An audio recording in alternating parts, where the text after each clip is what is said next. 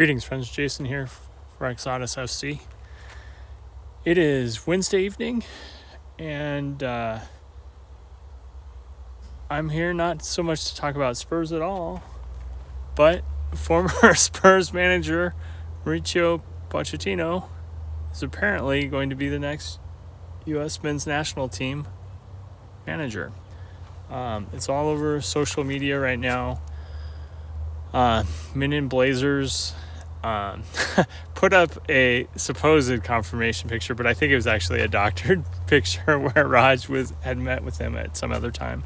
And anyway, they replaced whichever jacket he had at the time, maybe a Chelsea one, actually, with a USA badge.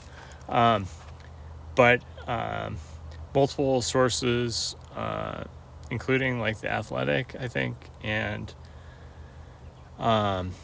apparently, I think it's his son, Sebastian, who basically confirmed, that he's taken the job, and to me, that's like the best possible big name hire the U.S. could possibly get, from a name perspective, working with young players, success. I think people point to his lack of silverware as something, I guess, to detract from, but what he did at Spurs, during his time there was, outstanding, and we have yet to match the peak of his reign there, with top four finishes, Champions League run that may not be matched again in our lifetimes. I don't know, but and in terms of developing young players, improving a team, it'll be interesting to see how he's able to adapt his style to international football. But I do think international football often favors youth, and quality youth in particular. But I don't know. Yeah, it'll be interesting to see what he does with the U.S. team. But in terms of being a big name to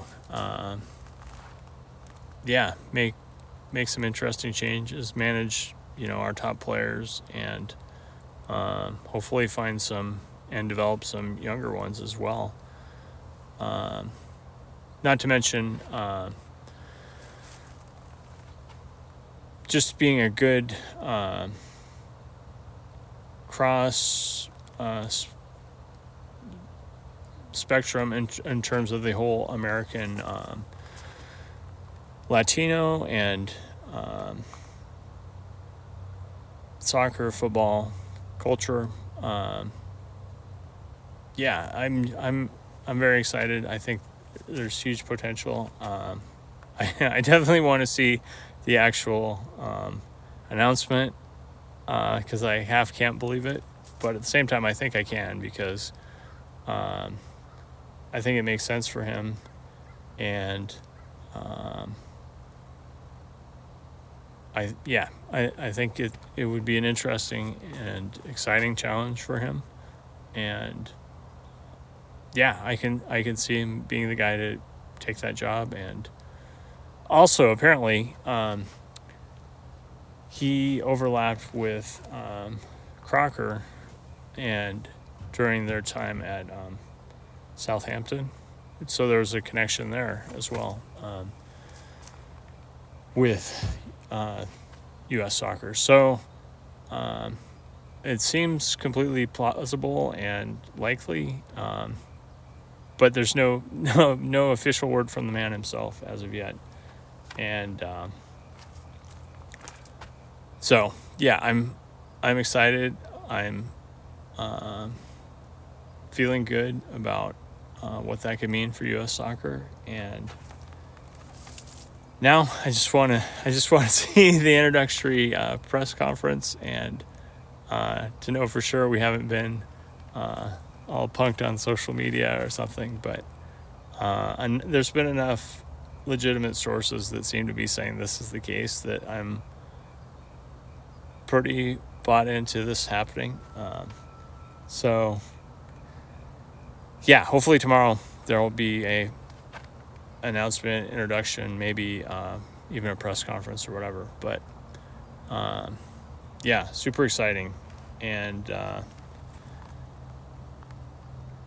yeah, I mean, 2 years till the World Cup. Yeah, very interested to see how he would shape the team going into that tournament. So yeah, good finish to the day. Because this is all coming out in like the last half hour, and definitely end of day in the U.S. So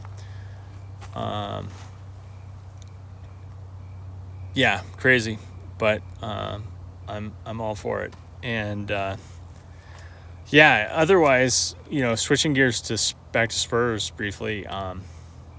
Not much news. People, speculating on what our starting lineup will be going into Leicester. Some guys that you would think would be established midfielders, Madison and Sarr in particular, have been subpar so far. And so